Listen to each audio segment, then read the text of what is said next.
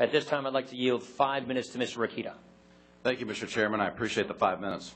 Let me start by reflecting on what Mr. Yarmouth was saying. I remember before I got to Congress, watching on TV, seeing that that a previous Congress had just voted in, I believe it was in 2009, a $900 billion stimulus package that was purported to do the very same things that this amendment was supposed to do. Yet 6% of that roughly $900 billion quote-unquote stimulus was spent on infrastructure.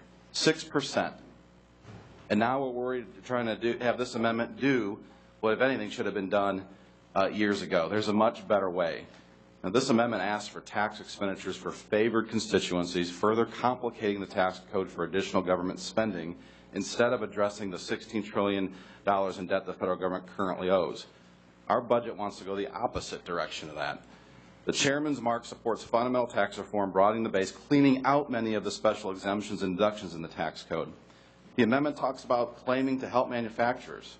Well, I want to be clear that our budget repeals Obamacare and its taxes, and in its place assumes fundamental tax reform. What does that have to do with manufacturing?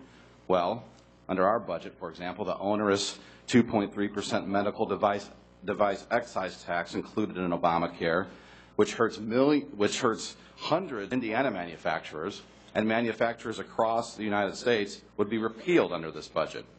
The proponents of this amendment talk about how it will create jobs. Well, across this country, we're seeing how the President's current policy of increasing excise taxes on medical device manufacturers has directly reduced jobs. A number of medical device makers have announced job cuts as a result of this tax increase, including Cook, Stryker, Zimmer, Hillrom, and others. And I'm pleased that our budget eliminates these flawed Obamacare tax increases, and I look forward to passage of this legislation that will eliminate the medical device tax once and